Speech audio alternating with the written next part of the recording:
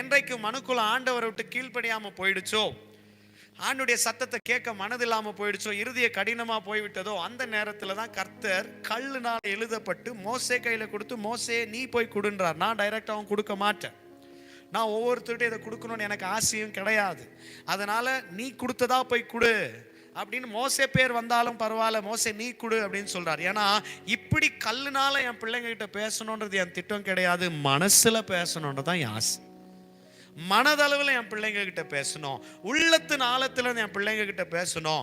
அதனால தான் அந்த நாள்ல இருந்து மோசே மோசே மோசே ரொம்ப ஹைலைட் ஆயிட்டார். நல்லா புரிந்து கொள்ளுங்க, மோசே ரொம்ப ஹைலைட் ஆயிட்டார். அதனால தான் மோசே மோசே மோசே மோசே மோசே மோசே அப்படின்றாங்க. நல்லா புரிந்து கொள்ளுங்க, இந்த மோசேய அதிக இம்பார்ட்டன்ஸ் கொடுக்கறாங்க. இந்த மோசே தான் எங்களுக்கு சொல்லி கொடுத்தார். மோசே தான் மோசே மோசே மோசேன்னு சொல்லப்பட்டிருக்குது. ஒரு இடத்துல டிரான்ஸ்பிகர், மவுண்ட் டிரான்ஸ்பிகர் அப்படின்னு போட்டிருக்கு இல்லையா, மறுரூபம் மலை, மத்திய 17 போட்டிருக்கு தெரியுங்களா. அந்த மறுரூப மலையில இயேசு கிறிஸ்து தன்னுடன் கூட 3 சீஷர்களை கூட்டிட்டு போறாரு. பேதுரு, யாக்கோபு, யோவானை கூட்டிட்டு போறாரு. இவங்க 3 பேரையும் அழைத்துட்டு போகிற பொழுது மலை மேல ஏறி இயேசு கிறிஸ்து நிற்கிறார். நின்ற உடனே வலது பக்கமும் இடது பக்கத்திலும் மோசேயும் எலியா நிற்கிறாங்க. நம்ம எல்லாருக்கும் இந்த ஸ்டோரி தெரியும்.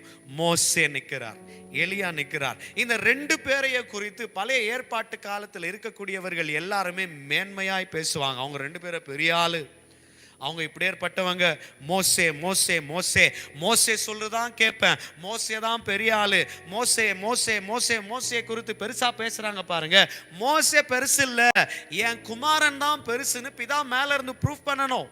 அந்த மறுரூப மலையில போய் இயேசு கிறிஸ்து நிற்கிறாரு, பக்கத்துல மோசே எலியாவை நிற்கிறாங்க. வானத்திலிருந்து ஒரு சத்தம் வருது. இந்த 3 சீஷர்கள் கேட்கிறாங்க. அந்த 3 சீஷர்கள் அந்த சத்தத்தை கேட்கிறாங்க. என்ன சத்தம் வருது வானத்துல இருந்துன்னா, இவர் என்னுடைய நேச குமாரன், இவருடைய சத்தத்துக்கு செவி கொடுங்க அப்படின்னு போட்டிருக்கு. என்ன கொடுக்கணுங்க?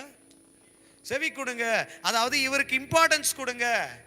இவர் தான் என்னுடைய நேசகுமாரன், இவர் தான் என் சத்தத்துக்கு கீழ்ப்படுகிறாரு, நான் அவர்கிட்ட பேசுவேன், இவர் வார்த்தையை சொல்றத கொஞ்சம் கேளுங்க அப்படின்னு இம்பார்ட்டன்ஸ் கொடுக்கிறாரு பிதா. அர்த்தம் என்னன்னா, நீங்க பேசுற மோசே கூட என் குமாரனுடைய பக்கத்துல தான் இருக்கிறாரு.